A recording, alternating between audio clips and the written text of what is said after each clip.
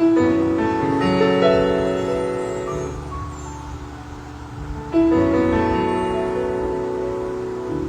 calma de um dia sem movimento, essa alegria ou contentamento, a razão, motivo do meu existir.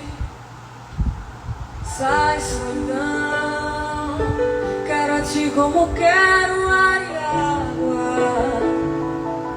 É sentir minha vida tão cheia de mágoa. Não me deixe amar tão assim, tão em vão. Volta pra mim, para os meus dias e pros meus momentos, e que o vento leve esse meu pensamento pra bem perto de ti, e que depois te traga aqui pro meu aconchego. És o meu segredo, refúgio, sossego. Só concebo a vida contigo em mim. Sai, solidão, que o meu amor te espera e me aguarda, pra que juntos possamos ser mais que uma estrada, e na encruzilhada o encontro de dois, de dois. Sai, solidão, que esse encontro é um encontro de almas. É como pro artista o aplauso, as palmas. Para o pecador bem mais que o perdão. E se tudo insiste em me pedir calma, vem, és movimento, és minha alma. E só contigo consigo sorrir. Sai, solidão, que este encontro é um encontro de almas. É como pro artista o aplauso, as palmas. Para o pecador, bem mais que o perdão. E se tudo insiste em me pedir calma, vem, és movimento, és minha alma. E só contigo consigo sorrir. Volta pra mim, na calma de um dia sem movimento. Vem e agita, retira o lamento. Me anima da vida, o meu existir é existir. Se mesmo assim tudo insistir, me pedir calma, vem, és movimento, és minha alma. E só contigo consigo sorrir, sorrir, sorrir. E só contigo consigo sorrir.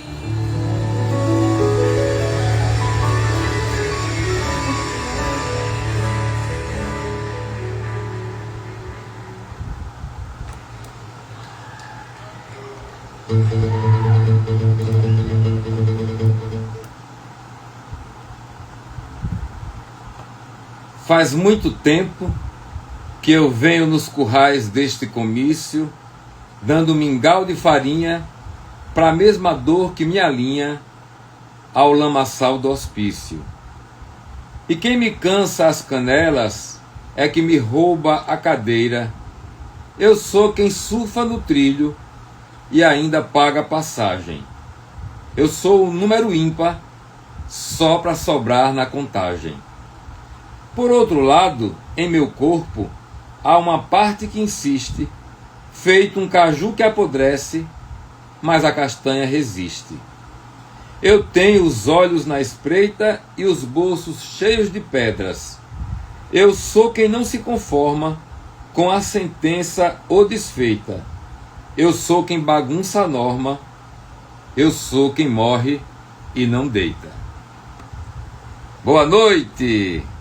Nós começamos aqui mais um episódio do Poesia na Boca da Noite. Primeiro vimos uma canção chamada Tu És Minha Alma, que é de uma das convidadas de um dos convidados de hoje, que é da poeta Nívia Maria Vasconcelos, lá de Feira de Santana, a letra e a música, e o arranjo e a interpretação de Daiane Sampaio, que é sua companheira.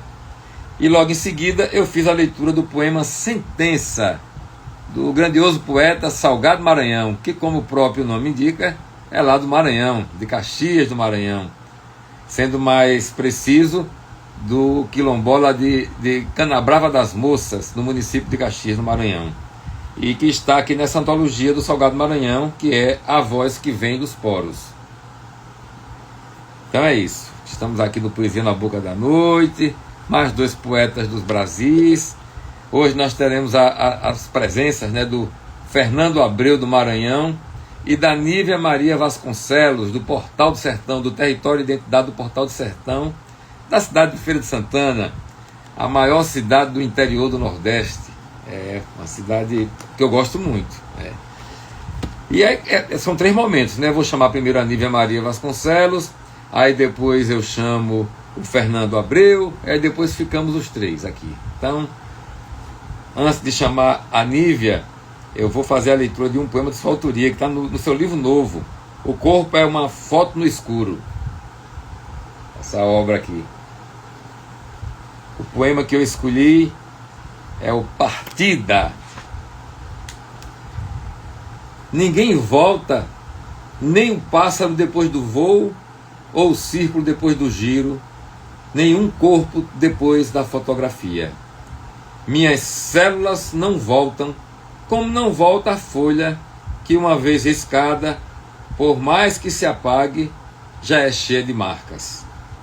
Como meu corpo e suas tatuagens de agulhas e quedas. O verso não volta ao que pensava a poeta no momento de escrevê-lo. Nem seus olhos voltam para o antes de ler qualquer poema, nem eu para o antes de olhar para ela. Partida de Nívia Maria Vasconcelos. Agora eu vou chamar a Nívia aqui para bater um papo com a gente, não é? Deixa eu...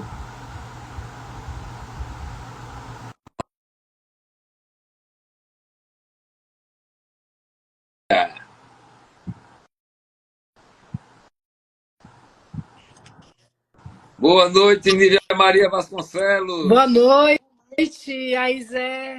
Como é que tá? Tô bem. Quanto tempo? Pois é.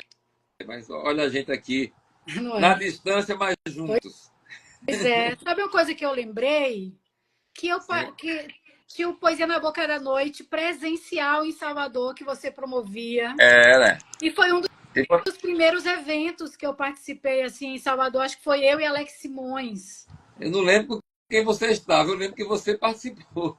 E isso, Era acho legal, que tem né? quase 20 anos ou mais de 20 anos. Foi de 2004 a 2007. Olha, eu acho que eu fui em 2005. Acho que a gente está comemorando aqui 2 décadas, viu, desse encontro.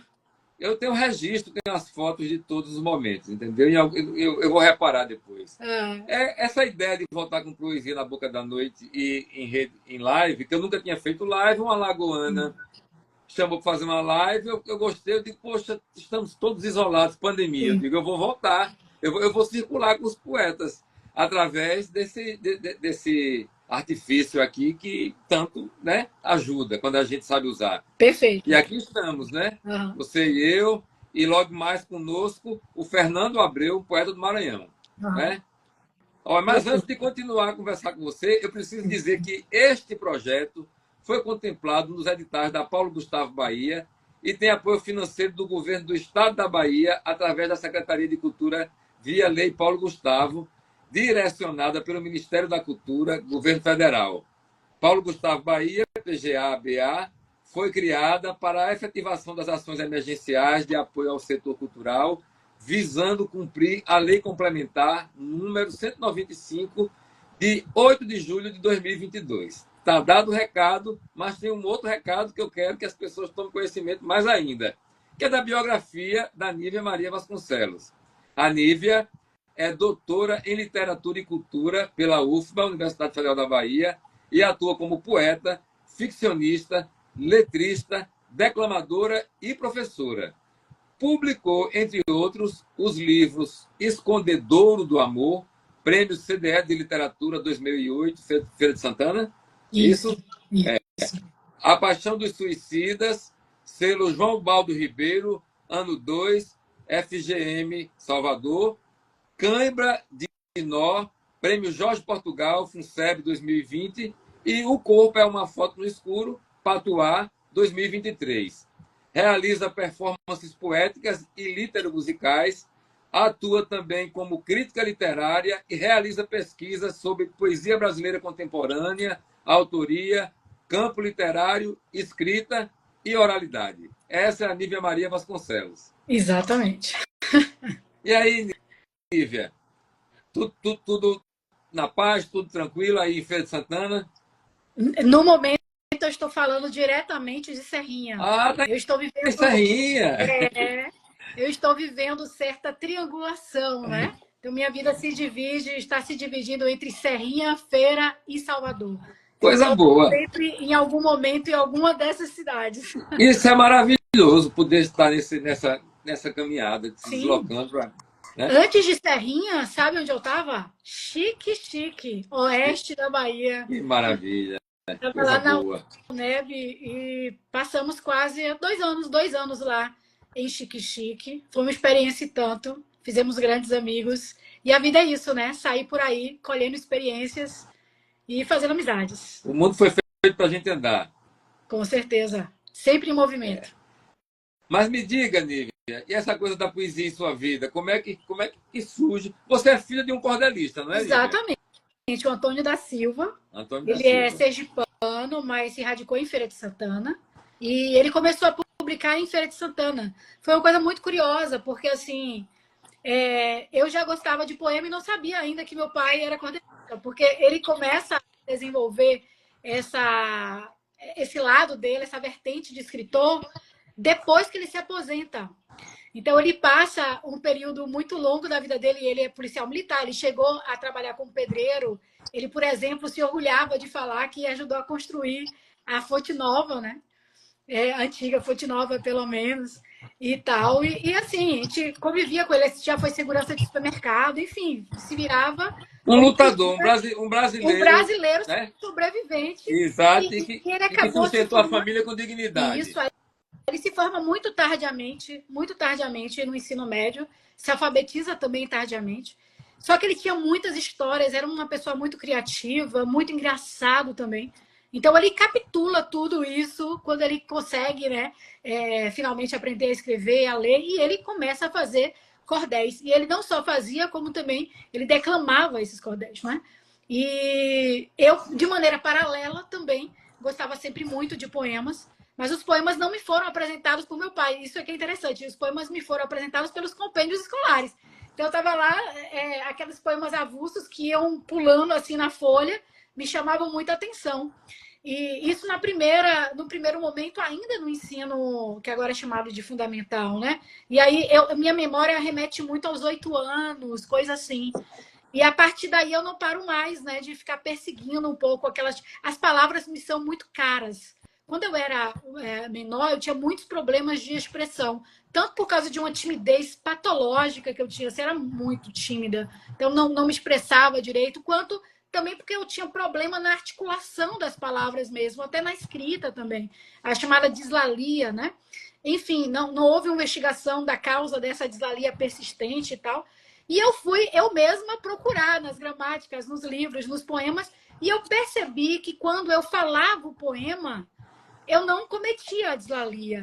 E aí isso me motivava a memorizar mais poemas e eu começo a declamar as poesias ainda na tenridade, né?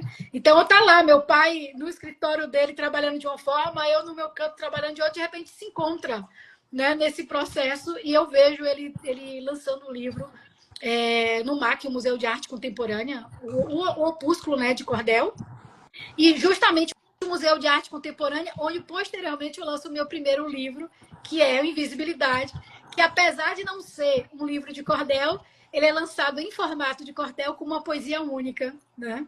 Com aquele E, formatinho do opúsculo. e de alguma forma tem uma referência, uma influência do cordel no que você escreve. De alguma forma, nem que Da seja. Né? oralidade, a minha tendência a gostar da oralidade, a refletir sobre a oralidade, a estudar a oralidade e até de ser também essa declamadora. E a memória da máquina de escrever de meu pai é uma memória muito forte. Então, eu tive assim, minha mãe, que foi a minha primeira professora, ela é professora, é chamada na época professora primária, né? Então, ela era professora e ela levava os livros para dentro de casa e tomava a nossa lição. Então, ela me colocou em contato direto com os livros.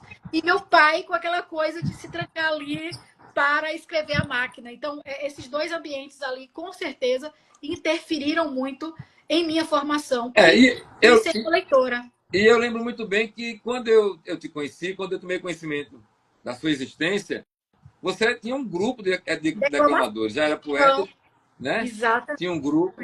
Eu lembro de ter levado o grupo, acho que levei o grupo para a Bienal do Livro, uma coisa dessa natureza. Se não levei o grupo, levei você, mas eu acho que eu levei o grupo para a Bienal do Livro. Na realidade, o primeiro grupo que eu tive, o Boca do Inferno, era com componentes, né, colegas meus, lá da UFES. O grupo que você leva para a Bienal já é um grupo posterior chamado Os Homeros. Ah, É um certo. grupo pós-UFES.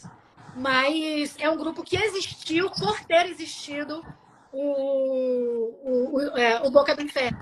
E Certo. interessante você falando de meu pai, porque uma das primeiras vezes que eu vi uma pessoa declamando ao vivo, porque eu declamei de maneira instintiva. Vamos lembrar, eu estou falando década de 80, a TV era daquele jeito, né? Não havia redes sociais, não havia smartphones, enfim, não havia laptops, computador de uso pessoal.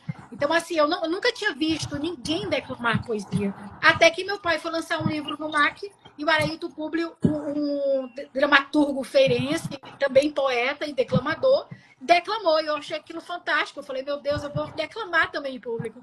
E mesmo com minha timidez, eu comecei a declamar. Quando eu chego na UFES, então eu já declamava. E isso me leva a me associar a essas pessoas, que é o grupo Os Bocas do Inferno. Certo. Então, a sua trajetória começa mais por essa questão da oralidade. Uma oralidade que lhe levou à leitura de poemas, né? E quando é que surge o livro? Primeiro livro, como e quando? Olha, a gente fala da oralidade com essa importância primeira, porque ela era a minha primeira forma de publicação, né? Não havia como publicar, não havia essa facilidade de você ter, né? A impressora e tal. Eu consigo a impressora depois, quando eu começo a trabalhar, e aí eu mesma compro a impressora, eu mesma compro o computador, e mesmo assim, né? Os itens são muito caros, não dá para fazer tirar. Então, a declamação ela surge como essa primeira publicação.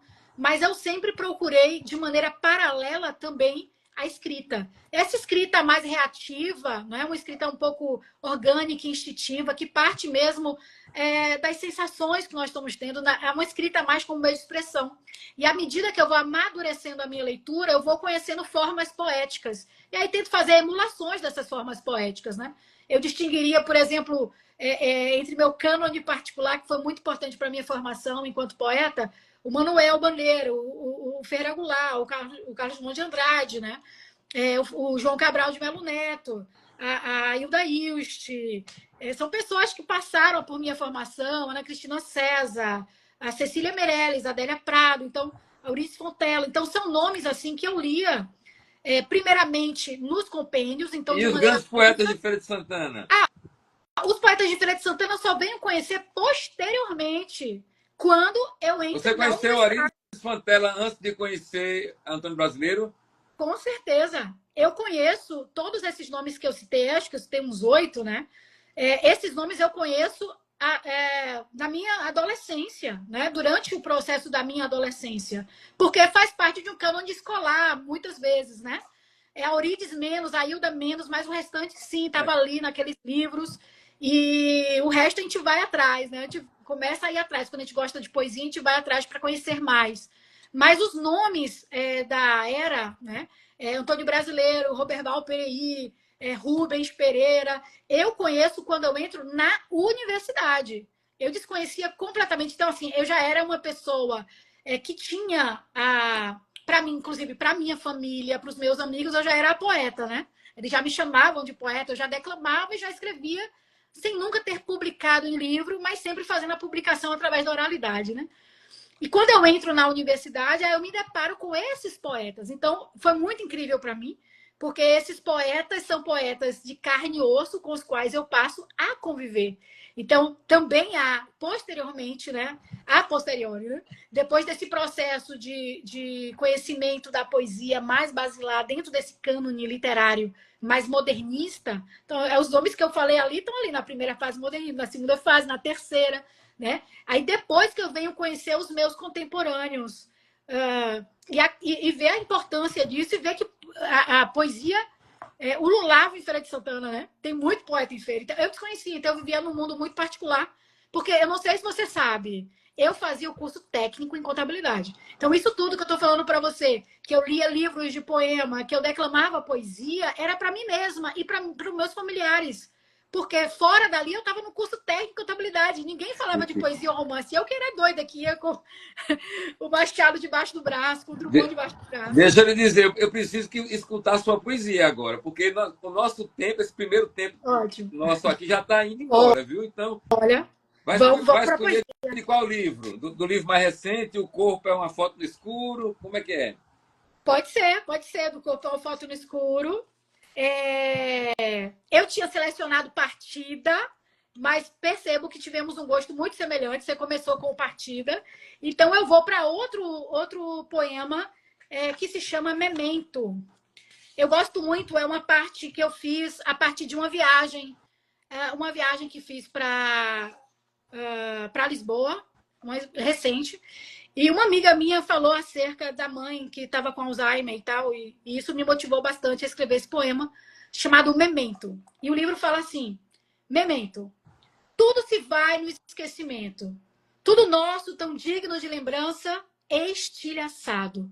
Ainda temo cada tremor de tua memória que tropeça. O terremoto destruiu a biblioteca real e mais de 70.000 volumes lá armazenados. Por aqui também presencio destruição. Sou tirada do corpo de minha mãe mais uma vez, todos os dias, como poemas que se atiram aos cães.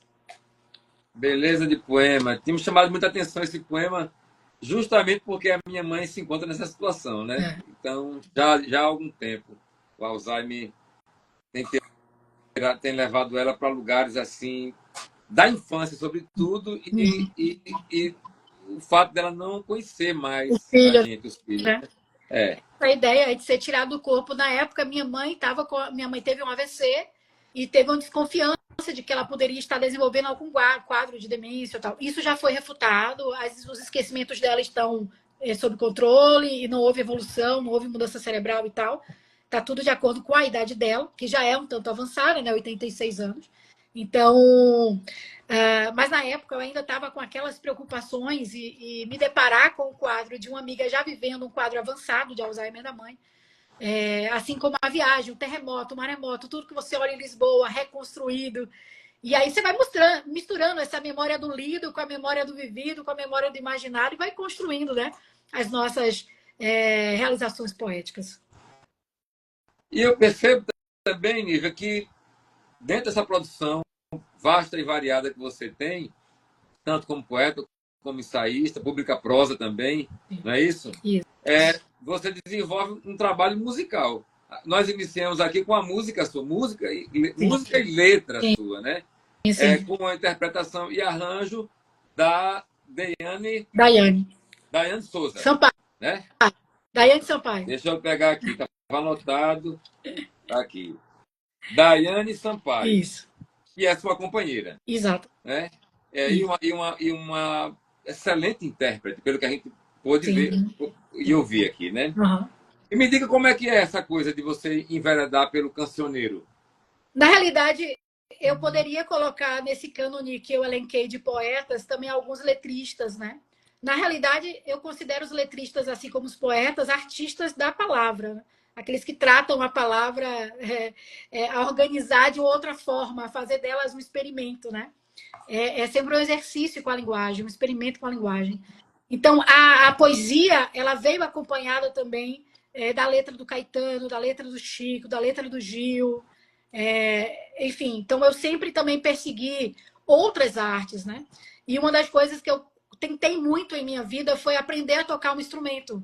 Eu tentei tocar um teclado, tentei tocar violão, tentei tocar flauta, consegui até executar algumas músicas, mas sempre sem muito, vamos dizer assim, sem muita precisão, eu sempre precisando de mais dedicação, eu ultrapassava um pouco os estudos, eu queria saber logo, eu não tinha paciência devida para o aprendizado do instrumento, mas essa tentativa de aprender me foi muito cara, muito importante, porque à medida que eu avançava tentando entender aquele instrumento e executá-lo, eu ia aprendendo também sobre música e trabalhando mais o meu ouvido, né? Então, quando eu ouço uma música, eu não ouço só a música, eu presto atenção nos elementos que compõem essa música, né? E, sobretudo, em sua letra e como ela se constitui, nos recursos que ela utiliza. Então, sem dúvida alguma, o cancioneiro, sobretudo o cancioneiro brasileiro, que é riquíssimo, que é lindíssimo, que é denso e que é multifacetado de temáticas e formas, também foi muito importante para a minha formação enquanto um artista da palavra. E como eu passo a compor a música, né? Um amigo meu musica um poema meu, que é o Soneto que Nunca Existi. Nós participamos de um concurso em Feira de Santana e ganhamos o primeiro lugar, que é o Festival Vozes da Terra. E aí ele me instiga, fala, Nívia, ele falou uma frase muito importante para mim, Zé, que ele fala assim, eu falei, poxa, muito obrigado por ter musicado meu poema. Ele falou, eu não musiquei seu poema, eu tirei a música que estava lá. É Né?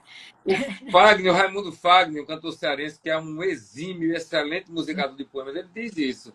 Os poetas, a música já está ali, eu só pego e tiro a música, já está ali. Já tá Ele ali. diz exatamente isso. Aí lembra que o Fernando Pessoa diz, né, que poesia é música, porque é sobretudo ritmo, né? Eu trabalho com ritmo, com a musicalidade. A música da palavra, né? A música da palavra. Isso, a música da palavra. E aí eu começo a compor também letras, porque o procedimento é diferente, né? Alguns dizem que não, viu? Mas outros, como você e eu, também acredito que são bem diferentes. Eu acho que o produto ele pode ser o mesmo, assim, ele pode redundar num produto muito semelhante, mas o procedimento para a elaboração dos dois, pelo menos o meu, né, é bastante diferenciado. A contar que eu não sou uma musicista, então eu dependo de diversas outras pessoas para a composição, para a finalização, para a execução da minha letra, enquanto a poesia é completamente autônoma e só depende de mim para existir, para estar no mundo, né? Então existe um proceder que diferencia ali um do outro, que diz respeito, sobretudo, à autonomia. Mas o processo, depois de feito, obviamente, você pode dizer que existem letras de músicas que são verdadeiros poemas, e não há por que negar isso. Você pode encontrar muito mais poesia em alguns letristas do que em muitos poetas. Com certeza. Há muito poema sem poesia circulando por aí. Nívia, quero ver mais uma poesia sua, por gentileza. Vamos lá. Eu vou para outro livro, então, que Fique à vontade. O Cãibra de Nó. O livro Cãibra de Nó, ele recebeu, né, o Prêmio Jorge de Portugal, então ele está disponível gratuitamente para quem quiser adquiri-lo nesse formato de e-book. Aqui ele está aberto no Kindle, mas ele pode abrir em qualquer reader. E quem quiser baixá-lo está no meu Instagram, pode entrar gratuitamente, não exige e-mail, telefone, nada. É só clicar no link que abre o livro. Ele tem essa versão em e-book, que é gratuita, e tem a versão que a editora gostou bastante do livro, falou, a gente tem que fazer uma versão impressa.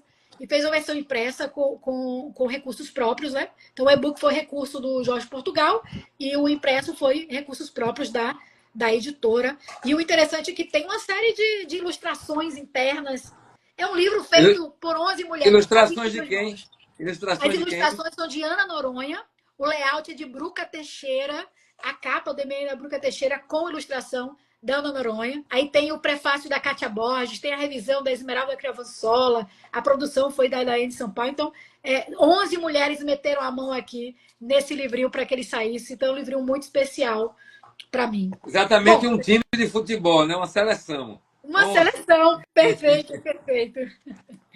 Então, você já colocou uma música, né, que fala de amor. Já leu um poema meu que é metalinguístico, que fala da própria questão da composição, da reflexão sobre o compor. Eu já falei um poema que traz uma memória sobre a reflexão da minha relação com a minha mãe. Então, agora eu vou trazer um de teor político, né? Que se chama Desencanto. Desencanto no sentido de deixar de estar alheio, né? Deixar de estar enfeitiçado. E ele diz assim: era essa dor o que nos esperava? Essa tontura que nos tira do chão, mas não nos faz voar? Esse mal que não se apieda de nós nem do outro, sempre, sempre? Essa animosidade? Esse suplício que nos aguardava? Era isso? Toda essa intenção exanga sem a possibilidade da fuga? Essa faca afiada só lâmina do discurso que prega a secura? Era essa a justiça prometida, fraturando osso por osso do poema contra a guerra? Era. Lembra de novo. Desencanto.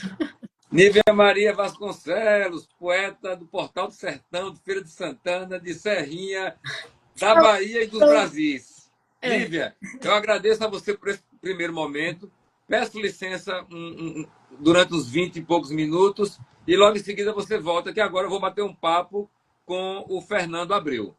Ok, certo? Estarei aqui aguardando. Aí você aperta no xizinho aí e até já. Até já. Oba, antes de chamar o Fernando Abreu, eu vou fazer a leitura de um poema seu. Gostei muito do livro que ele mandou o PDF para mim, que é, na verdade, eu peguei Contra Todo Alegado Endurecimento do Coração, o livro. E o nome do poema é Poema para um Gato Amarelo. Diz assim: o gato amarelo vai ter que esperar pelo seu poema por mais algum tempo. Na porta da igreja de São Francisco, vai assistir a velha senhora trazer sua ração entre indiferente e esperançoso. O mesmo ar com que me encara quando cruzo a praça apressado, mas não o bastante para ignorá-lo. O filósofo da gangue, o alquimista da fome. Por mais algum tempo, esse é o único alimento que ele vai ter.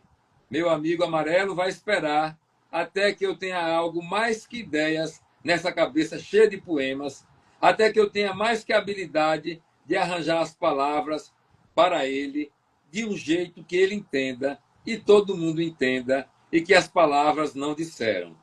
Velha a alma autodidata, ele conhece um pouco do zen das ruas. Então sabe que estou sendo sincero. E não ficará nem um pouco ansioso. O problema são as pessoas. Elas continuarão ansiosas, apressadas e famintas da ração diária, da mesma poesia que elas rejeitam e que continuamos jogando no prato delas todos os dias, até que finalmente resolvam provar. Esse é um poema do Fernando Abreu que eu vou chamar agora para bater um papo. Um poema que eu gostei pra caramba.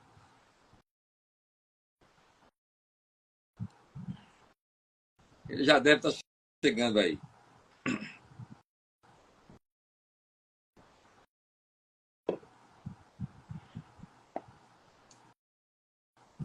Olha o Fernando. Cadê o Fernando? Cadê eu? Bom, tá tudo escuro, viu? Você Por quê? não faz. Bom, agora já melhorou. Já estou vendo alguma coisa, um teto. Talvez você tenha que colocar a câmera virada para você, sei lá. Vai chegando. Melhorou. Opa, já estou lhe vendo. Agora sim. Satisfação, Fernando. Era isso. Satisfação toda minha, Inácio. Boa noite. Boa noite. Que poema bonito Aqui da já... Zorra é esse, velho? Eu que poema bonito. Adoro os gatos. Tô com um gato aqui me assistindo aqui deitado na cama. Né? Tá certo. São meus amigos. Coisa boa. Bom, e já com alegria você estou aqui feliz de ter acompanhado a conversa com a Nívia, muito legal conhecê-la. A Nívia é danada. É muito bom. Eu a conheço de longa data. Não temos um contato constante, mas nos respeitamos e nos conhecemos já há um bom tempo. Mais de 20 anos. Antes da gente continuar esse bate-papo, eu vou ler a sua biografia aqui. Fernando Abreu é maranhense de São Luís. Viveu na cidade de Grajaú, interior do estado, até os 13 anos. Durante cerca de 10 anos, editou a revista de poemas Uns e Outros, ao lado de outros integrantes da Academia dos Párias. grupo que agitou a cena literária na capital maranhense entre o final dos anos 80 e meados dos anos 90. Tem 6 livros de poemas publicados, sendo o mais recente, esses são os Dias, das 7 Letras, de 2022. Antes vieram Contra Todo Alegado Endurecimento do Coração, 7 Letras, 2018, de onde eu tirei o poema Para o Gato, que eu acabei de ler. Manual de Pintura Rupestre, também publicado pela 7 Letras em 2015. Aliado Involuntário, pela Êxodos, 2011. O Umbigo do Mundo, Clara Editora, 2003. E Relatos do Escambau, Êxodos, 1918, 1998, a publicação. 18 é foda, né? Porra. Deixa eu ver. É que esse meu troço aqui. Vamos lá. Já cheguei. Como letrista, tem parcerias com Zé Cabaleiro, Nosli, é Nosli que se pronuncia? Nosli, Chico mesmo. César, Marcos Magá e Aziz Júnior. Desde 2023, se apresenta com um show recital Bob, I and I, onde mescla poemas de sua autoria e canções de Bob Dylan e Bob Marley no inglês original e em versões livres em português. Fiquei doido para ver essa apresentação. Isso é um pouco do que é o Fernando Abreu. Estou certo? Certíssimo. Me convide, arrume um lugar aí na Bahia que eu vou tocar para você. Pronto. Com todo prazer. Vamos montar o panorama. Pode não ser para agora, mas as coisas acontecem, viu? E quando eu digo que acontece, eu tenho um dom, viu? Eu tenho um dom. Não sei de onde vem. As coisas acontecem comigo. As coisas acontecem. Pois pronto, não temos. Vamos deixar aí entregue ao universo que uma hora vai rolar. Meu amigo, me diga. Vamos conversar. Vamos conversar. Me diga de como a poesia chegou em sua vida. Inácio, a poesia surgiu na minha vida na infância e eu... Deu uma travadinha.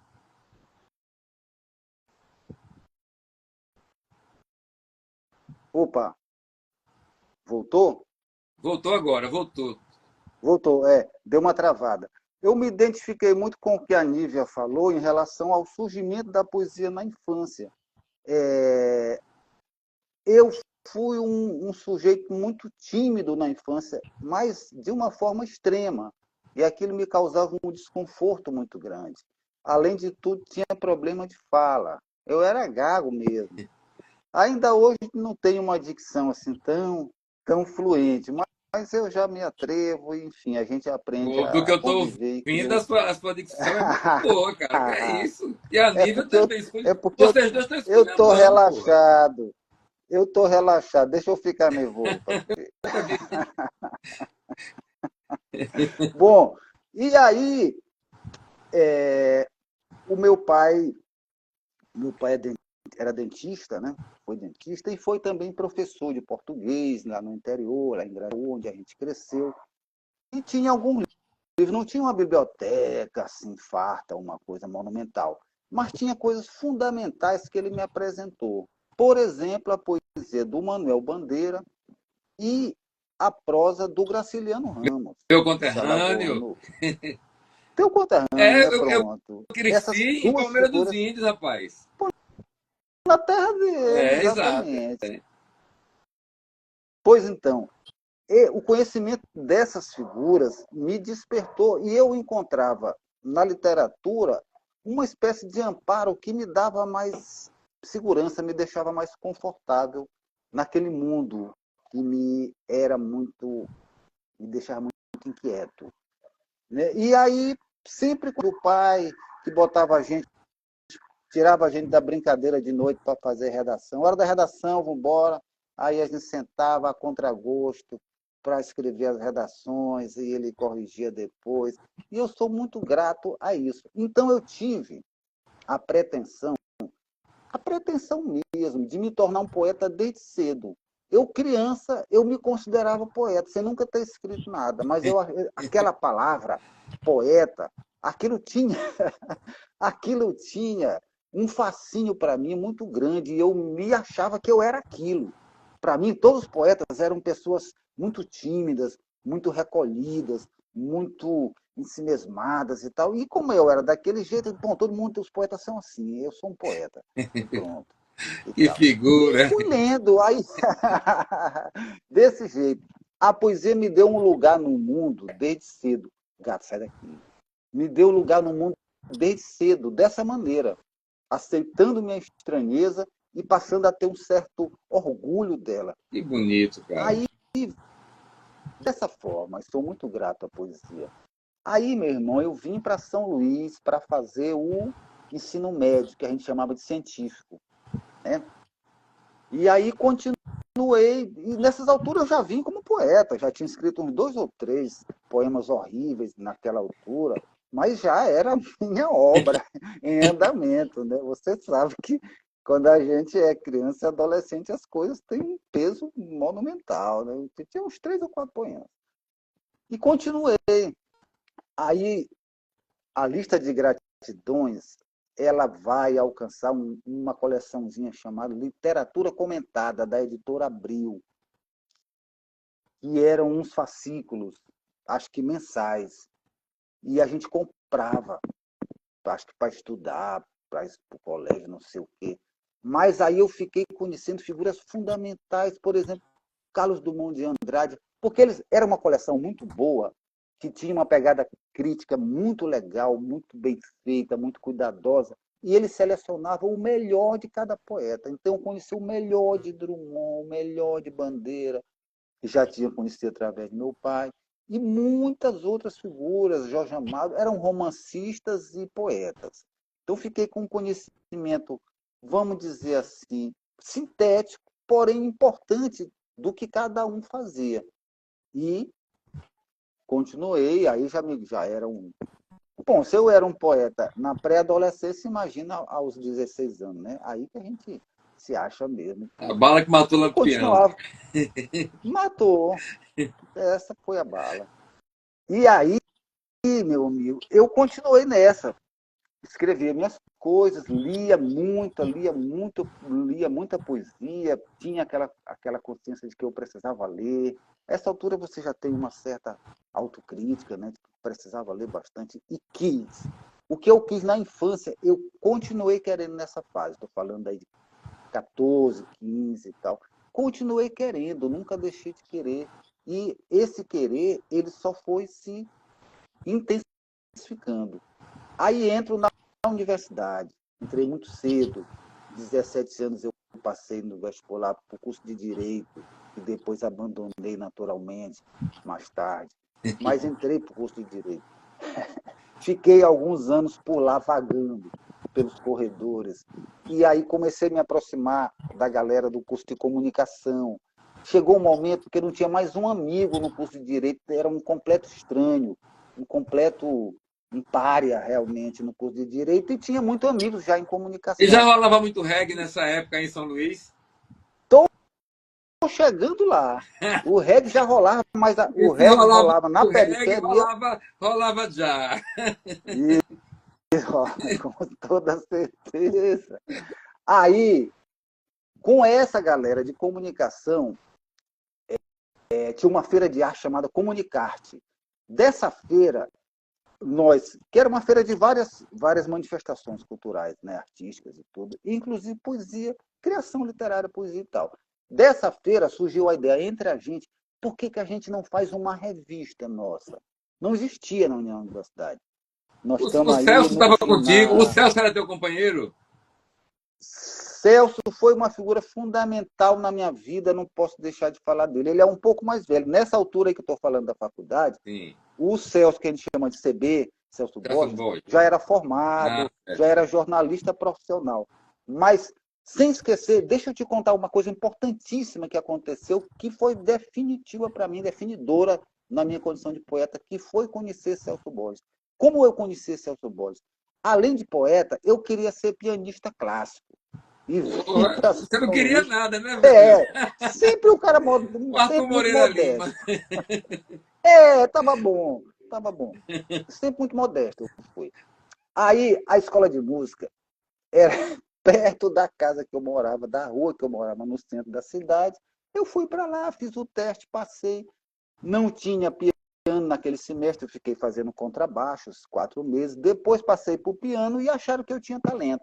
Aí a diretora da escola me chamou e disse: meu filho, toda maternal, eu tinha 14 anos. Você não tem piano em casa? Eu digo: não, dona Olga, não tenho. Olga Moana é o nome dela. Não tenho. Ela disse: pois eu conversei com uma senhora que mora lá na Rua da Paz, perto da igreja de São João, para você ir fazer suas lições lá. Você topa fazer? Eu disse: claro, eu não sabia nem dizer não, nem que eu não quisesse, Nácia. A timidez só me permitia dizer sim o tempo inteiro. Até hoje eu estou aprendendo a dizer. Até hoje eu estou no estágio de aprender a dizer não. Já consigo.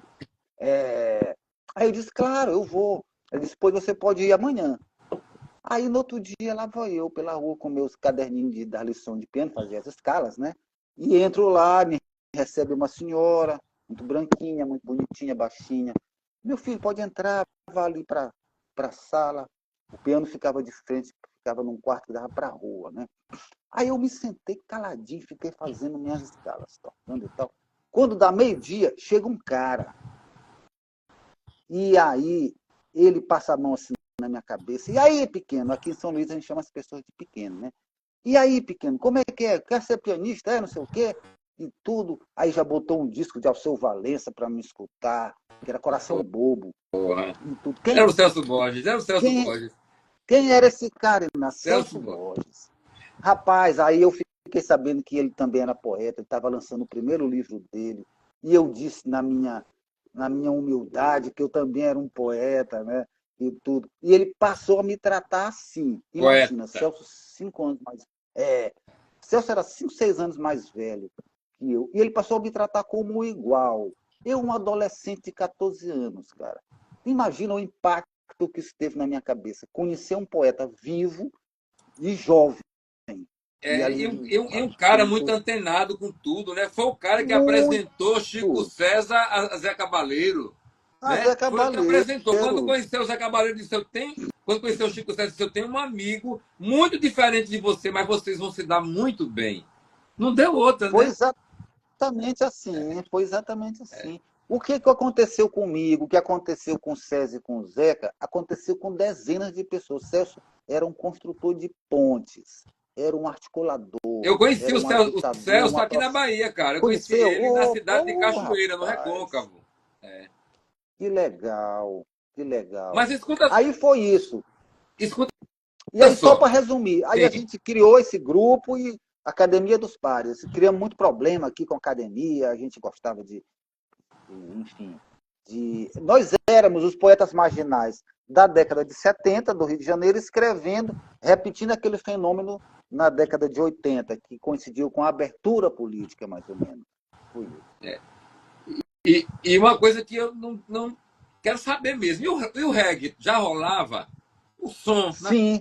Já era Jamaica Olha, brasileira, São Luís? Nós tivemos, os poetas da Academia dos Párias, fomos praticamente das primeiras estudantes de classe média a ir para o reggae.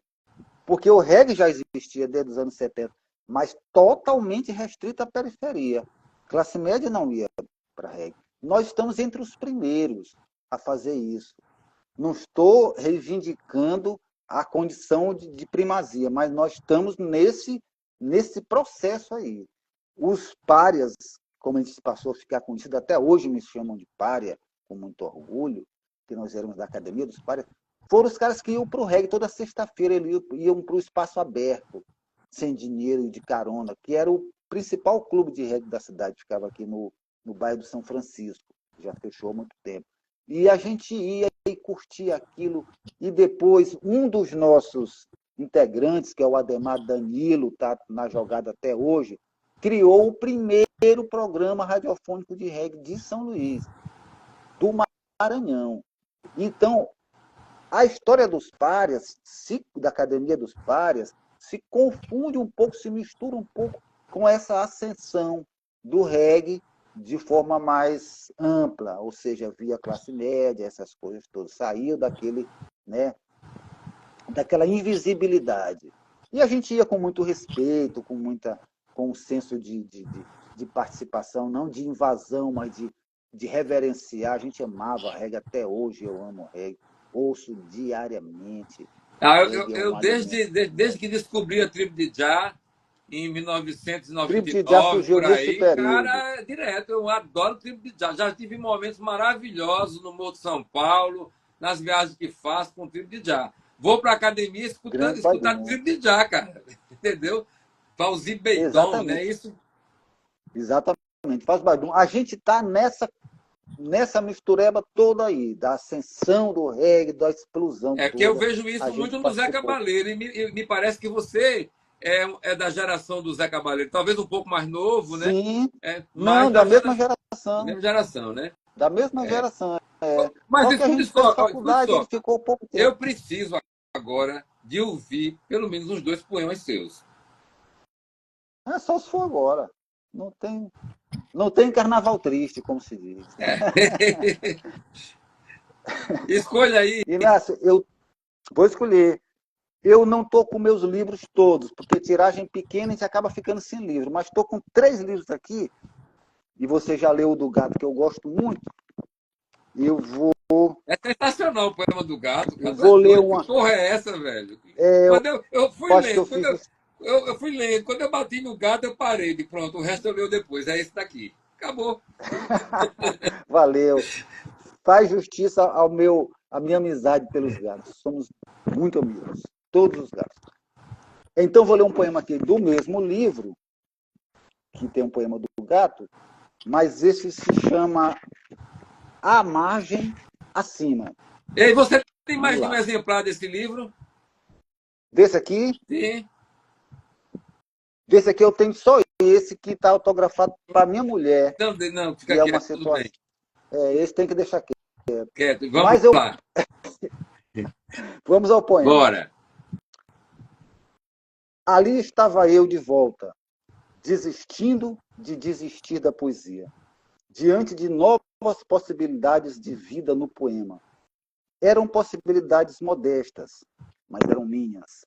Só eu sabia o que tinha passado para estar diante delas, atrapalhado, sem saber por onde começar.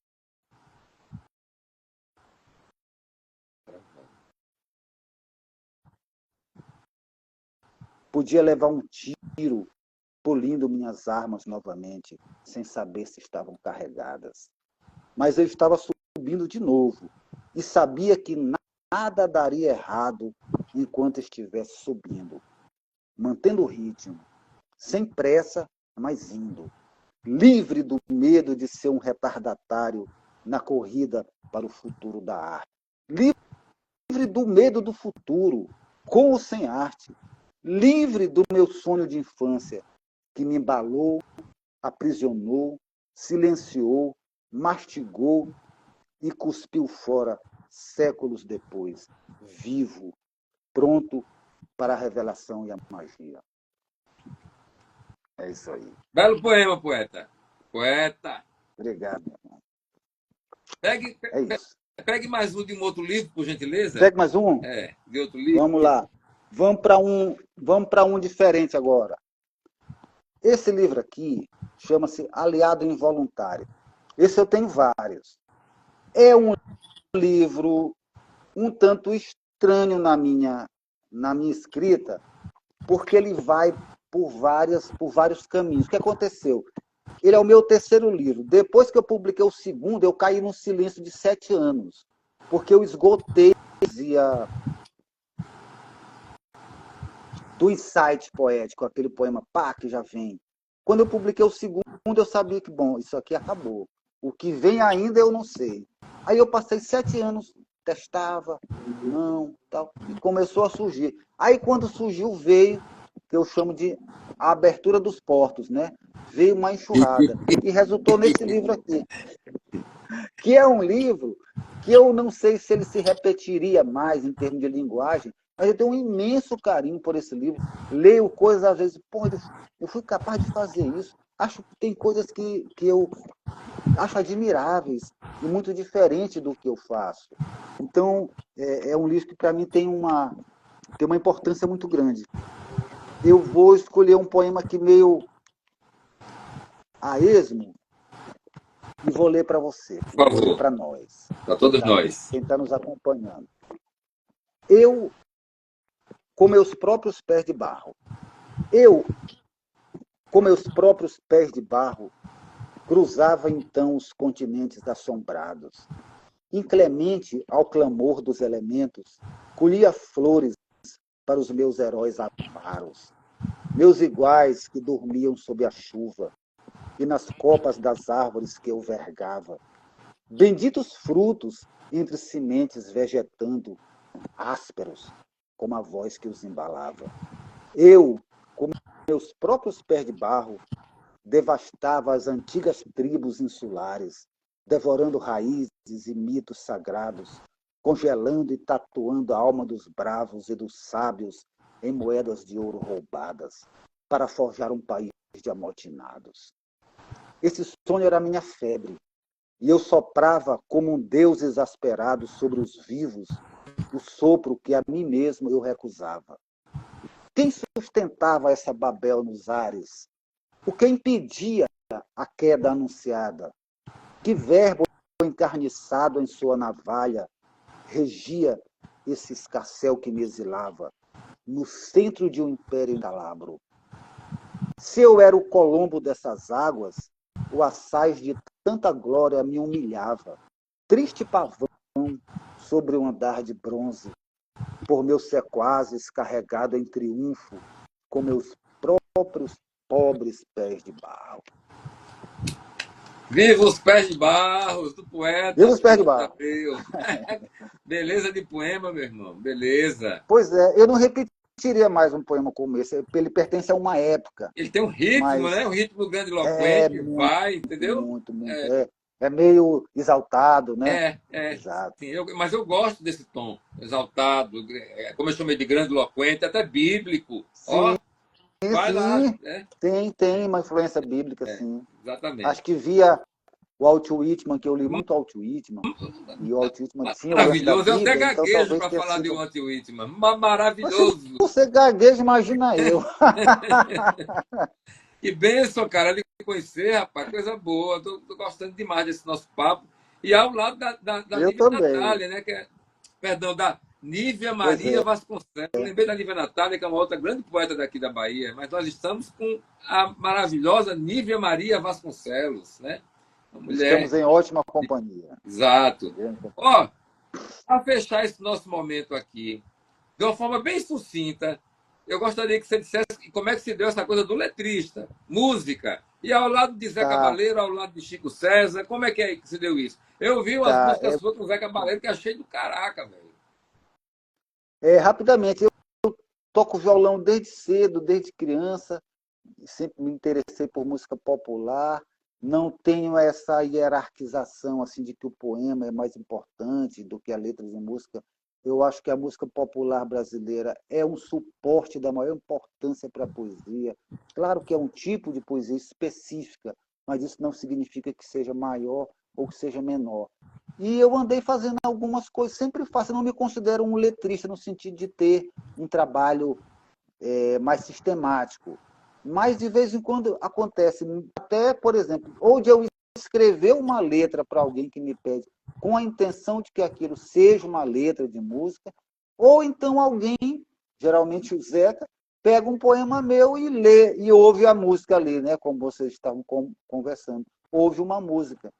A última que resultou em música foi um poema chamado O Linchador, que é um poema duríssimo que eu escrevi e que nunca imaginei. Um dia a Zeca me liga, pô, isso aqui eu vou fazer, estou fazendo uma canção para o meu próximo disco. Eu fiquei, mas como? Disso aí? Porque é um negócio duro, aonde eu me coloco, havia tido um linchamento aqui em São Luís, numa praia, e eu tentei me colocar na mente de um pai de família que passa linchamento. Então é um negócio duro, um negócio trágico. E ele fez e convidou um rapper para participar em cima, ficou um negócio fantástico.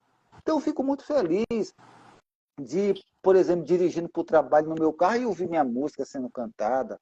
Eu estar andando lá na Praia Grande, passar por um bar, ter um cara cantando. Essas coisas deixam a gente feliz e vamos ser francos, né? Deixam a gente muito estimulados, com vontade de É continuar. o Eu acho que reconhecimento, a né? música é o reconhecimento e ele é mais imediato do que o do É poema, ele é bem mais mais, ele tem um democrático, alcance bem maior. Tem um alcance bem bem maior. maior. E sem falar, Inácio, que isso acaba muitas vezes levando a certos ouvintes a se interessar pela poesia da gente. Ah, essa letra é do Fernando Abreu, pô, isso aqui deve ser interessante. Acaba comprando um livro, acaba procurando na internet uns poemas e lendo, então ajuda.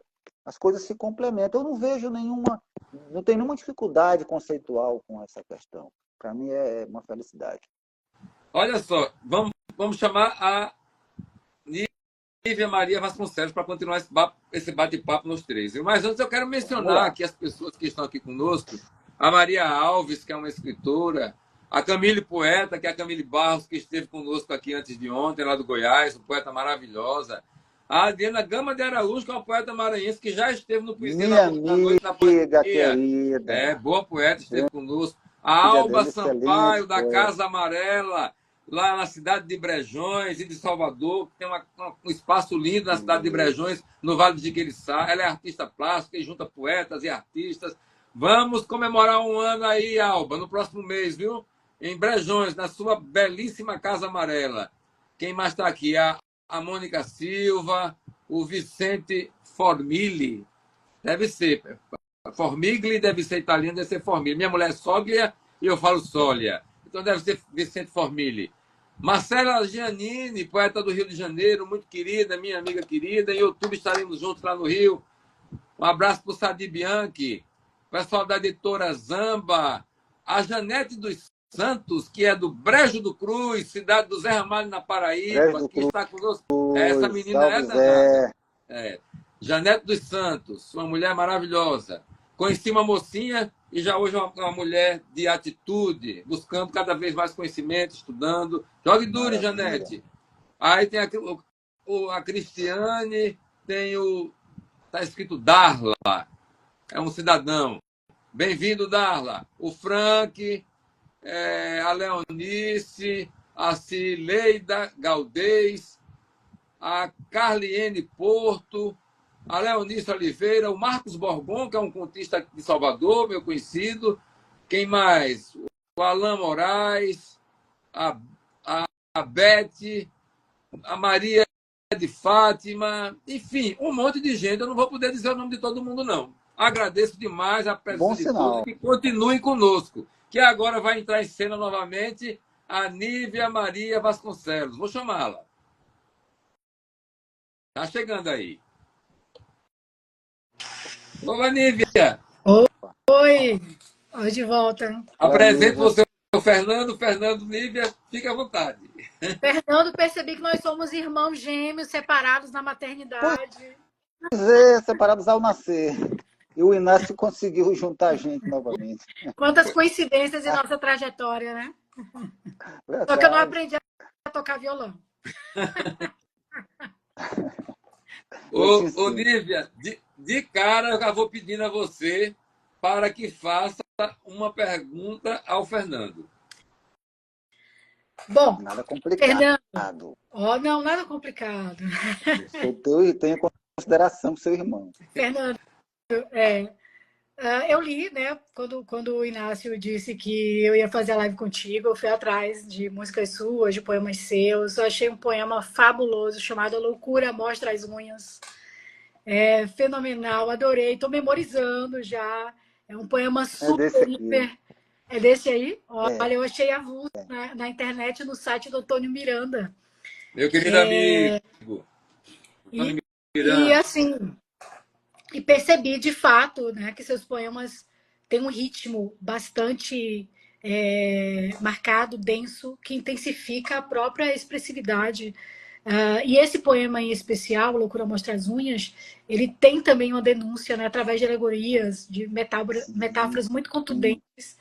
Ele faz denúncias à sociedade. Eu queria que você falasse para mim quais são os temas mais caros para a sua poética. Niva, eu vou ser bem franco, eu não penso nisso, eu não penso nos temas, eu não elenco temas previamente. O poema surge ali, aquilo que está me mobilizando naquela fase da minha vida, vamos dizer, as coisas que estão acontecendo, as coisas que eu estou observando, que estão me incomodando, ou que estão me impulsionando, me emocionando ou me enraivecendo. Aquilo tudo passa pelo o nosso liquidificador mental, né? E o poema acaba demonstrando isso. Eu nunca tive, porque eu não sou um poeta de planejar as minhas coisas, de planejar os meus livros, a minha poesia. Eu até tenho uma admiração muito grande e uma certa inveja de quem consegue fazer isso. Tenho uma inveja sincera, não aquela inveja mórbida, mas uma coisa sincera, de querer para você algo que você não tem. Mas também é o meu temperamento, né? Eu não posso, eu tenho que aceitar isso. É, Acho muito bacana a pessoa que planeja um livro. Um livro vai ser 3 capítulos. O primeiro eu vou falar disso, o segundo disso, o terceiro daquele sai direitinho, daquele jeito, com grande categoria. Muitos livros hoje eu percebo isso. Aliás, desde sempre, né? Mas não é o meu caso. O meu caso é meio aleatório. Eu não escrevo pensando em nada. Vem uma frase na minha cabeça e aquilo fica. Eu não escrevo logo. Eu tenho um poema até que eu falo disso. Eu dou ao poema a chance de fugir Ah, ainda. Eu deixo ele embora. Eu não agarro logo, não. Ele vem, ele chega, aí tudo bem. Aquela frase fica ali brincando, eu esqueço, no outro dia ela volta, eu faço um teste. Se aquilo durar uns 5 dias, é porque é um poema. Aí eu me sento e começo a escrever a primeira versão. Eu escrevo várias vezes, e quando a gente diz que escreve várias vezes, não quer dizer que você reescreve tudo, né? Você sabe como é. Às vezes, em poesia, uma vírgula tem uma importância muito grande, uma palavra trocada de lugar modifica todo o sentido, uma palavra cortada, substituída por outra. Então, esse reescrever é sutil, né? É com sutileza, não é uma coisa de pegar e escrever tudo novamente. Agora, eu sou muito ligado à sensibilidade social, por exemplo. Eu acho muito difícil um poeta viver num país como o nosso, ou num mundo como o nosso, não é? Por exemplo, agora a gente está vivendo uma luta antifascista, uma ameaça de renascimento fascista, que é de escala planetária. sim. Eu acho muito difícil a gente ignorar. Acho muito difícil a nossa poesia não se contaminar por essa preocupação, por essa angústia. E isso vai se refletir em algum poema. Não estou falando de poesia engajada, que isso é uma outra coisa. Vamos dizer, um gênero mesmo, é algo para mim mais complicado. Mas a sensibilidade da gente, a condição humana que nós carregamos é afetada por tudo isso, pela desigualdade, pela pobreza, por toda essa loucura que a gente está vendo. Uma extrema direita inconformada com a existência da democracia, com o fato de ter perdido umas eleições, com poucos avanços sociais que se conseguem com muita luta. Então, eu sou um poeta que vivo nesse mundo. Eu não tenho, minha torre de marfim já ruiu há muito tempo.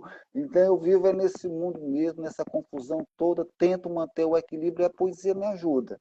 Sem a poesia ficaria muito mais difícil. Mas é assim que acontece, sem planejamento. Não sei se respondi. Respondeu sim, mas assim, porque às vezes quando a gente vai construindo a obra, e a gente depois dela pronta vê a contrapelo de Hum, frente para trás, hum, a gente consegue notar uma coerência que não foi consciente, mas ficou exatamente, a conexão exatamente, entre as partes, né? exatamente. E aí esses temas Depois da salvam coisa as pronta. obras. É verdade, eu tenho toda a razão, é isso mesmo. Agora, meu amigo, eu E peço que você faça uma pergunta a Nívia Maria Vasconcelos. farei. Farei uma pergunta que eu ando querendo fazer praticamente para todos os poetas. É sobre uma questão da, das big techs e a inteligência artificial. Poesia com auxílio de inteligência artificial. Como é que tu estás vendo? Isso te preocupa de alguma forma? ou te empolga, tu és entusiasta. Como é que tu vê isso? Eu tenho uma preocupação muito grande com essa história. Olha, a minha pergunta foi mais leve, viu? Não, nem tanto.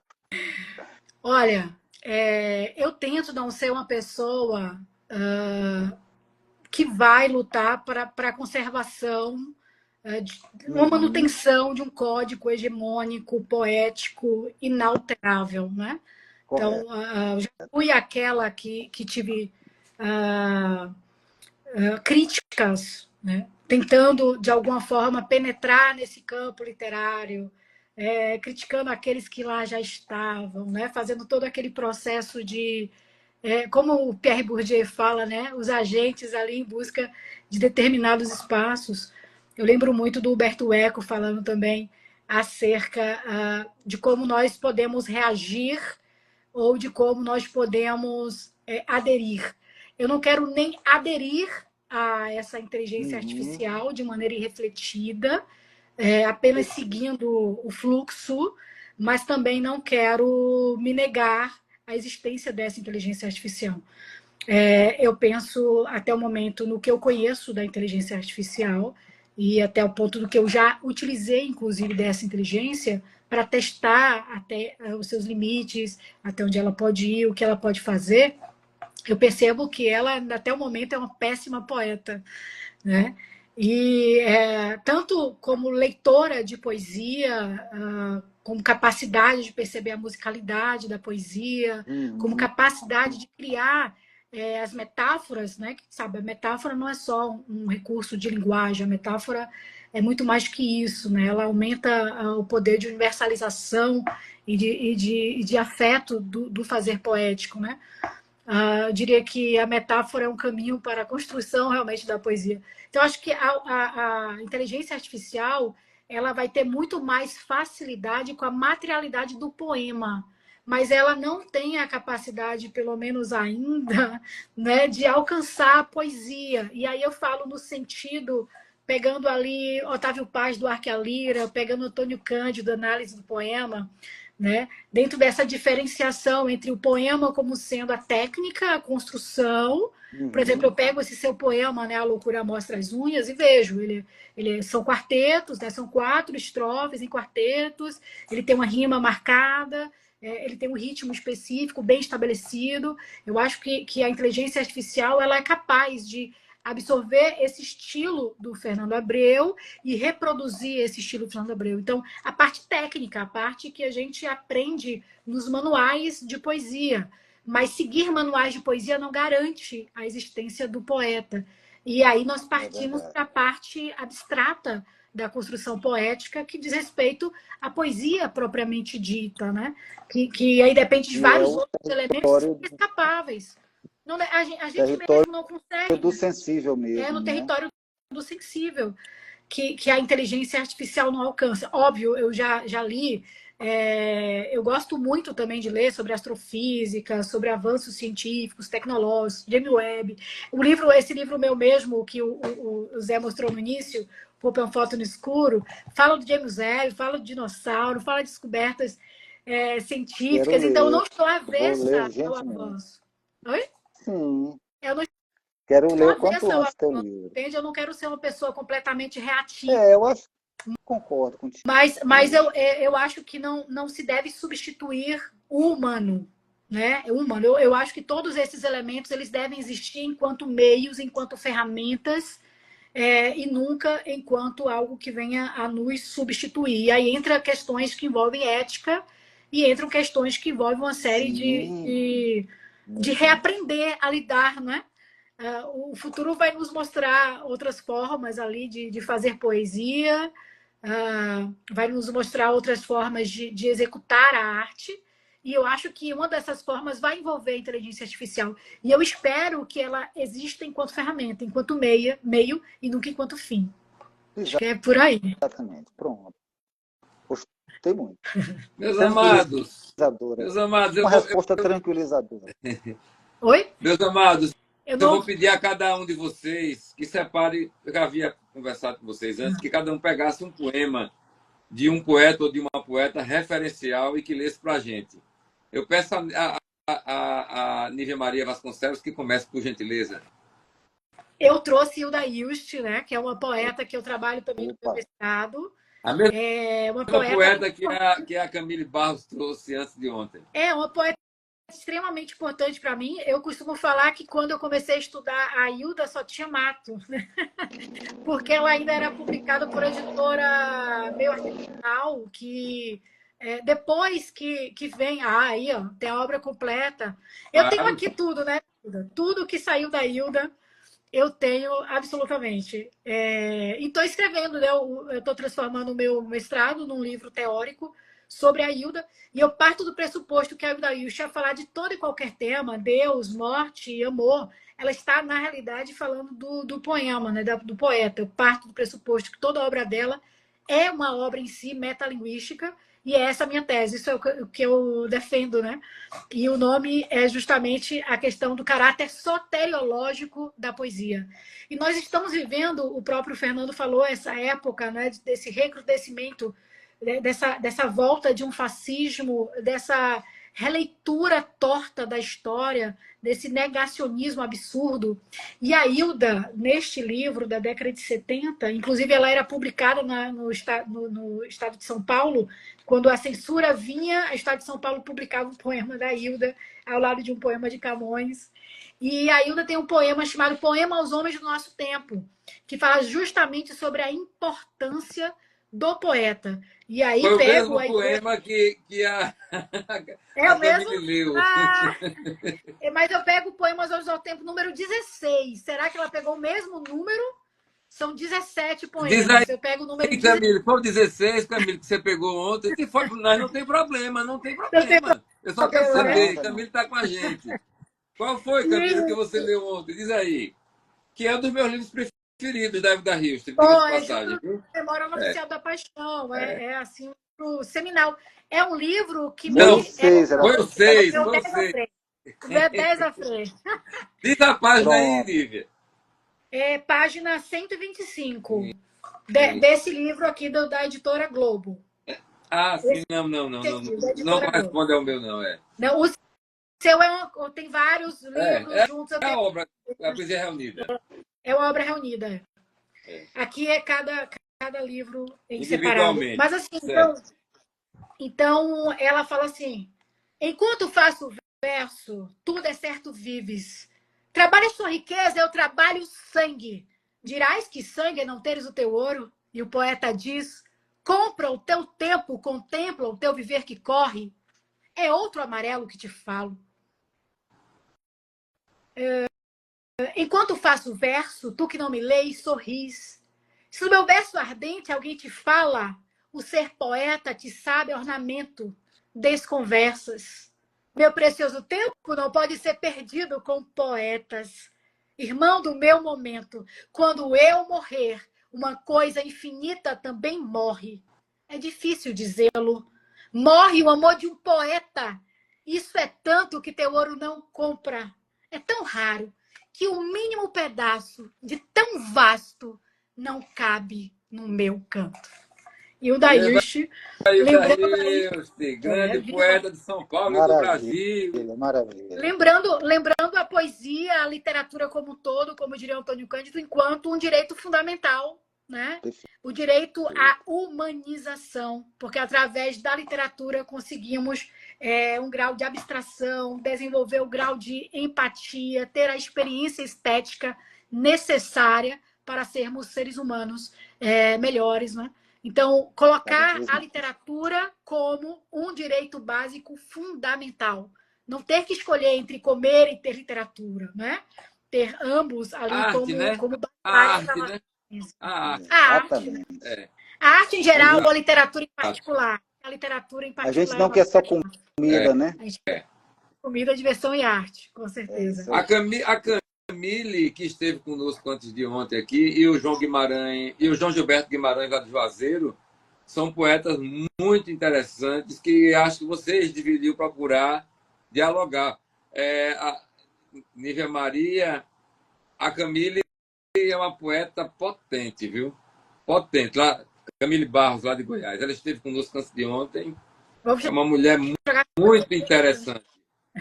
Vocês estão na mesma sintonia, vocês dois, ela, entendeu? Maravilha. E o João Gilberto Guimarães. O João Gilberto é o cara lá em Juazeiro, velho. Coisa boa. Está com poetas tão potentes, sabe? De lugares Outro diferentes. João Gilberto de Juazeiro, Hã? né? Olha.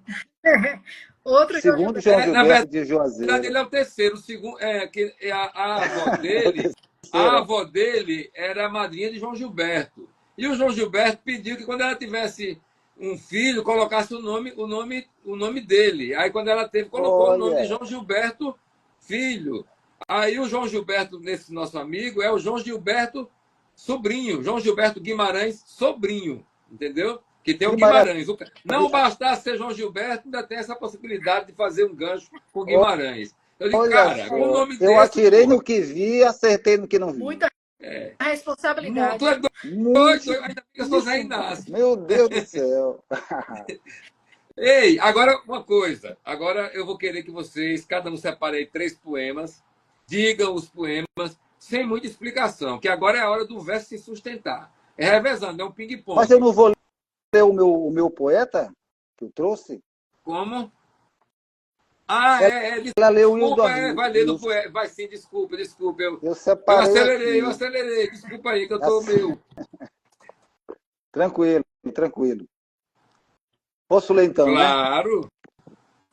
Olha, trouxe aqui para vocês este senhorzinho, William Carlos Williams, William poeta Carlos. americano, que para mim é um poeta assim, do coração mesmo, tem uma grande afinidade, tem um grande carinho pela poesia dele.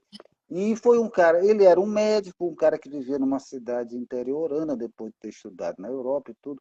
E entre outras coisas, ele teve a coragem de ser o prefaciador do Uivo do Allen Ginsberg. Ele era William da Carlos Williams. Chicago, e ele escreveu o prefácio que ele termina dizendo assim: senhoras, levantem a barra de suas saias, vamos atravessar o inferno. Perfeito. E o poema é Saudade. o seguinte: o poema chama-se Um Mártir Precoce. Em vez de permitir que ele testemunhasse em juízo, alegando as razões porque costumava furtar lojas de alta classe e depois mandar cartões postais à polícia para que o viesse prender, se pudesse, eles o despacharam num trem para um manicômio de criminosos alienados sem julgamento. Tendo-lhe sido negada a profilaxia da loucura, ele, pertinaz e frustrado, chegou perto da beira do abismo. Tiveram finalmente que soltá-lo, o inflexível. A instituição estava superlotada. Deixaram-no ir-se sob a custódia de um parente com a condição de viver fora do Estado. Eles o curaram de fato, entre aspas, mas a armação contra a qual lutou permanece. E o feito juvenil dele marcou o período romântico volta a que tão bem serviu. Ainda é importante que ele seja uma sirene de fábrica que não para de tocar razão, razão, razão, enquanto houver uma memória que lembre e uma voz que grite. Não desistir nunca, insistir o tempo todo, sem ajuda, assustando os tribunais venais que ele julgava fidedignos, mas que o traíram. Viva William Carlos Williams. Adoro. Por que você adora? Diga aí pra gente. Porque ele diz coisas que eu gostaria de ter dito, como todo poeta que a gente admira, né? Em que momento você descobriu a poesia Admira a do William maneira. Carlos Williams? Há uns 30 anos atrás, quando saiu um livro no Brasil, que esse livro agora que foi reeditado pela Companhia das Letras, ele foi lançado pela Iluminuras há 30 anos e nunca mais saiu nada. E eu perdi esse livro, eu tinha emprestado. Travou.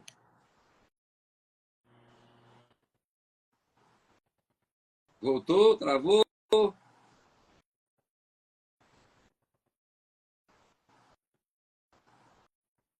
E aí? Então, é isso. E é um cara altamente recomendável, uma poesia muito rica e muito revigorante, vivificante. Pronto. Agora a gente chegou àquele momento, né? Um Chegamos. bate e volta de poesia. Nívia Maria Vasconcelos. Do livro Escondedouro do Amor. O tempo levou minha crença, levou minha fé, levou as lembranças que habitavam a minha sala e levou as horas da minha esperança. O tempo, insistentemente, levou-me o livro que a estante de meu ser guardava com cautela e medo. Esse tempo levou-me até o medo e outros sentimentos que me tornavam humana. O tempo levou o meu equilíbrio, a harmonia dos meus ornamentos, levou os meus segredos e o resto de um sorriso que meus lábios ensaiavam dar. O tempo levou minhas poesias, minhas leituras, levou minha atenção, o meu poder de chorar, levou até mesmo a minha nudez. O tempo levou-me à tua volta, a lágrima e a existência. O tempo levou-me. Maravilha. Vamos nós? Agora Francisco, né? Fernando. Sou eu? Ô, Fernando, troquei. Isso aqui. É um terminando, outro começando. Bora. Então, bora, vamos embora. Calcinhas. Tuas calcinhas no banheiro são objetos mágicos em algodão e lycra. Elas descem do alto na pressa do banho, da fome, da transa, em símbolos perfeitos do infinito, e vão se postar gotejantes portais na porta, no box, na torneira do chuveiro. Que se queixem os infiéis, que se açoitem os pecadores. Eu toco tuas calcinhas reverente e me mostro às multidões, guerreiro imantado no esplendor de minhas armas. Voltando para o corpo é uma foto no escuro, vascular. Vamos. Tenho que andar, ainda que a casa não tenha água e o suor escorre meu corpo, ainda que o sol nunca vá embora, mesmo à noite a secar a lagoa e suar meu rosto. Tenho que andar, ainda que cansado esteja, ainda que não tenha pernas e acabe o fôlego, ainda que os quilômetros nunca cessem, ainda que a boca seja seca. Tenho que andar ainda que me faltem passos, ainda que os líquidos que percorrem meu corpo não matem a minha sede, ainda que o rio que ladeia a minha casa não mate a minha sede, ainda que eu seja secura. Tenho que andar ainda que ao redor de tudo que açude seja miragem. Tenho que andar, pois a casa não tem água e meu lar está distante. Bora. Eu vou ler o poema que você gostou. Da loucura. Eu tenho ele separadinho aqui, ó. Mas eu vou ler o poema. Para todo mundo. Para mim, um privilégio. Para todo mundo que está aí. A loucura mostra as unhas. Sempre que a loucura mostra as unhas de gato para arranhar teus ossos sob a paz do beco, deixa a elétrica dor dizer na lata e a seco, vida de gado na mesmice desse mato. Fingindo ser farinha de outro saco, cão e gato se lambem à luz do gueto, erguendo brindes como eu mesmo naco de tua carcaça crua em branco e preto. Exposto assim, ninguém aguenta o tranco. Entrega os pontos antes do último ato. Um pirata, perneta, caolho, trouxo e manco surge do fundo do palco para afundar teu barco. Dança com esse lobo até soltar o pelo. No fim tem sempre um olho atrás do palco. Uiva de escalpo em punho e fim de papo. Pouco importa saber quem paga o pato. Perfeito, perfeito. É isso aí. Em todos os aspectos. Perfeito. Vamos lá. Do Cambridge Noir, escarificação. Escrevi na minha pele teu nome, com bisturi fogo. Risquei bem, bem forte cada letra. A M foi a que mais doeu. Aquela dor aguda, aquela de chegar e dizer chega, mas não disse. Havia ainda outras letras a riscar em mim, no meu braço esquerdo, no meu ombro esquerdo, atravessar poros, rasgar película, esfolando gota a gota de sangue. Mas que nome, frase, minha cicatriz controlada corte por corte. Queloide, relevo, estigma, centímetros de mim em carne viva. Um corpo inscrito no poema morto. Que bom, que bom. Obrigado por esse poema. Vamos nós aqui rapidamente.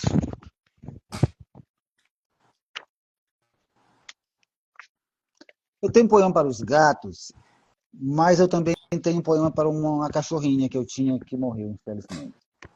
Sofia, o aprendizado. Ela nunca desejou que eu fosse alguém mais assertivo ou que tivesse um pouco mais de ambição, nem nunca questionou meu caráter, um esporte a que eu mesmo tenho me dedicado com paixão de amador ultimamente.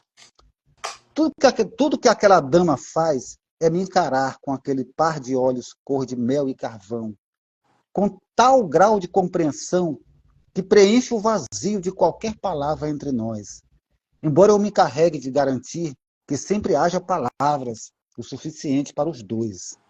Os neurocientistas riem de nós, dessa parte da humanidade que atribui sentimentos humanos a quem é incapaz de tal proeza. Eles estão certos. Estou ciente do sistema límbico e outras maravilhas.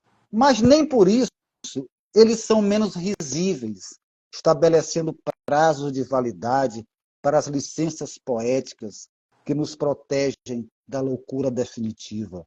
De minha parte, provo a qualquer um que ela está aprendendo a falar.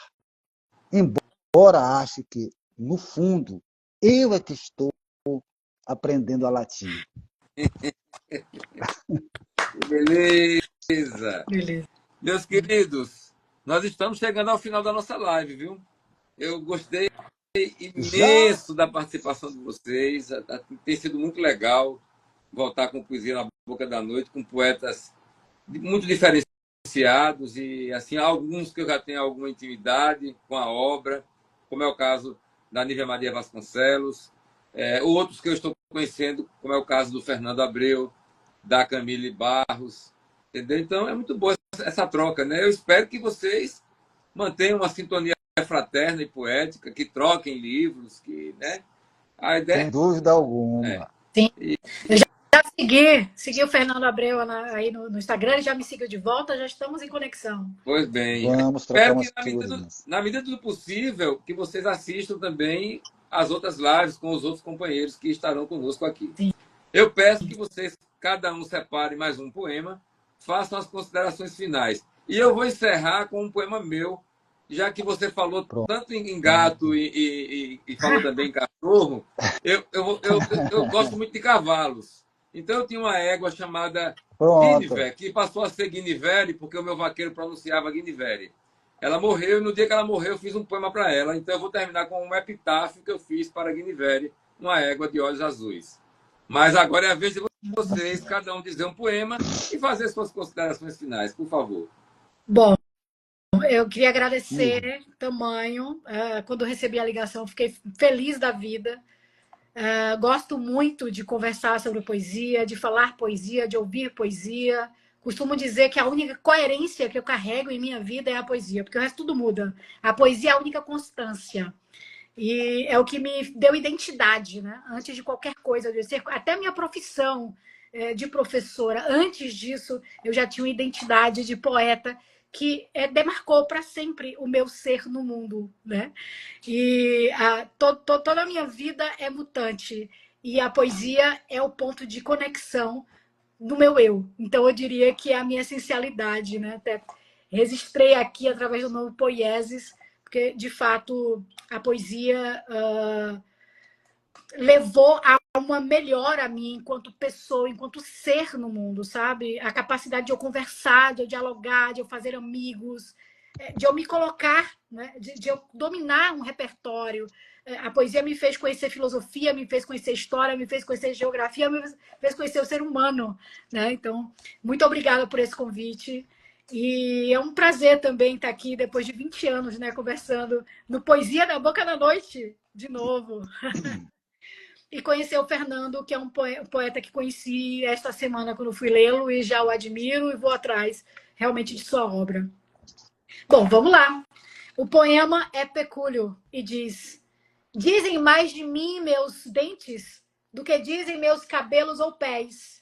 Minhas mãos dizem mais ainda com suas nervuras e tato, tanto quanto os olhos com os quais percorro o livro. Mais que mãos e olhos, diz meu nariz ou queixo, em que vejo o meu pai. Ainda mais que meus lábios, diz minha testa, que cansou de resistir à persistência das pregas e nada diz mais. Quebra de novo. Muito grato, Nívia Maria Vasconcelos, muito grato. E você, meu irmão?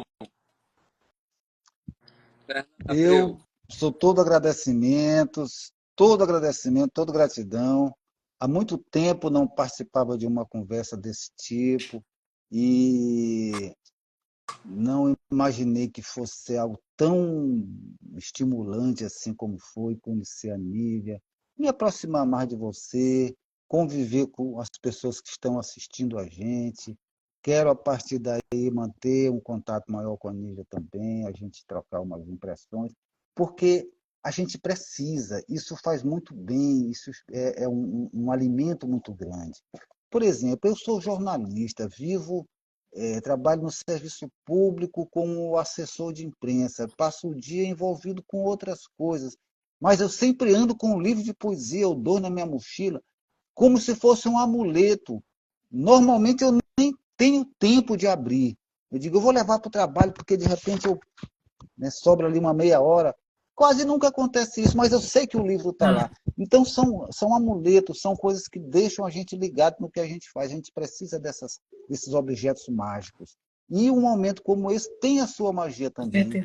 Tem a sua magia no sentido de a gente estar imerso na verdadeira natureza da gente, que é a natureza do poeta e da poeta. Então, meu irmão, muito obrigado, sinceramente, de coração, e obrigado a vocês todos que estão nos vendo. Obrigado, amigo, pela possibilidade de conhecê-la, conhecer sua poesia, e vamos, a partir disso, sempre ficar em contato. Eu não vou ler um poema, eu vou ler uma coisa que diz muitíssimo sobre algo que não tem um propósito imediato como a poesia, e por não ter um propósito é que ela é tão rica assim. Eu escolhi uma frase do Leonardo Frois, o grande poeta Leonardo Frois, para servir de prefácio desse livro aqui, porque eu achei essa frase tão fantástica que eu só faço assinar embaixo junto com ele. O trabalho de poesia, para mim, não é só escrever poesia.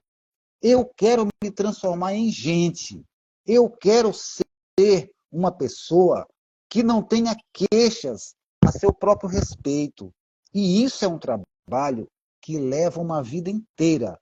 A poesia é um instrumento para chegar a isso. Não é um enfeite. Que negócio bonito. Que bonito. Né? Profundeza. Nossa, como eu agradeço pela presença de vocês, né? Vocês estão aí, um no Maranhão, outro em Serrinha, mas estão aqui dentro da minha casa, né? E essas pessoas que acompanharam a gente. Olha, acabou de entrar meu filho mais velho, que está em Vitória da Conquista, o Carlos Moisés, um menino bonito, gente boa. E essas outras todas pessoas que passaram, alguns ficaram, outros chegaram, ficaram um pouco, saíram, voltaram. Então, posso perguntar só uma coisa, rapidinho? Serrinha é a terra do Vicente Barreto? Não sei dizer. Ou não? Não sei dizer. Ele é de Serrinha, mas não sei se é essa mesma aí. Vicente Barreto fez Morena Tropicana e Como Dois Animais com Alceu Valença. Ele fez a música, Alceu botou a letra. Não é isso? Então, não, ele não é de Serrinha. Uma obra fantástica e pouco conhecida. Não, então é outra Serrinha. É da Bahia. Tem outras serrinhas por aí. Deve ser Pernambuco. Eu não lembro o nome da cidade, mas não é Serrinha, não. Eu lembro que quando ele é de uma cidade chamada Serrinha, mas deve ser de Pernambuco. Por uma banda, acho que é na Chapada Diamantina já a cidade dele. Não lembro bem o nome agora, não. Eu Tá conheço, certo, inclusive, tá certo. a figuraça. O Xangai Ótimo. mandou para mim uma mensagem essa semana que ele estava com problema cardíaco, mas foi ao médico e está tudo resolvido. Quer dizer, Ótimo. melhorou, né? Já Graças está a em Deus. casa. Tá. Meus amados, Fantástico. você falou esse texto, eu me lembrei de uma coisa assim, que eu sou muito religioso. E a minha religião é a poesia, naquele sentido do que dizia o poeta Novalis. A poesia é a religião original da humanidade. Então, nesse Uhum. sentido, eu me sinto como um apóstolo da palavra poética e sabe por aí É espraiando isso aí. a poesia. E é o que confere sentido à minha existência, porque a vida para mim não tem sentido nenhum. Sentido nenhum. O que confere sentido à minha existência é esse olhar poético sobre as É coisas. Né? isso aí. É isso Então, mesmo. agradeço muito a vocês, mais uma vez, porque a poesia da Boca da Noite sem os poetas não existiria. Eu estaria só. Entendeu? Então vamos lá. Eu quero anunciar que na próxima segunda-feira nós estaremos com mais dois poetas aqui. O Rafael Belo, do Mato Grosso do Sul, e a Gilmara Freitas, que é da Bahia, da cidade de Riachão do Jacuípe. Indicação do meu amigo Ricardo Tadeu, que é um poeta de lá também, que eu acho, Ricardo Tadeu você conhece, Nívia, não Conheço, conhece? E a conheço Gilmara sim. Freitas? Gilmara, não. A Gilmara mandou para mim um livro de haikais, só de haikais. Deixa eu mostrar a capa do livro dela aqui. Chama-se Vento na Porteira, um livro feito de maneira artesanal, ficou muito bonito. Está aqui. Ela vai estar conosco na próxima segunda-feira. Gilmara Freitas, que estava aqui o tempo todo acompanhando a live. Agradecimento. Certo. Vou dizer um poema e vou fechar a live. Vou apertar no botãozinho aqui e dar um tchau para vocês. Logo em seguida, vou salvar e já colocar vocês como colaboradores, certo? Ok. E Tá certo. baixar e Tá colocar certo. no YouTube. O meu poema chama-se Epitáfio para Guinevere, que eu sigo a pronúncia do meu vaqueiro, que já foi embora também para a imensidão, Damião, Guinevere. Epitáfio para Guinevere. Que diz assim: meus cavalos choram por ti, égua dos olhos azuis. Não mais invadirei o vento montado no teu galope. Que fique inscrito na tua lápide o verso de lágrimas dos meus cavalos. Para tu, que trazias os céus dentro dos olhos, o relinchar da paixão pagã dos cavalos que trago dentro de mim. Muito obrigado e uma boa noite para vocês. Licença aqui.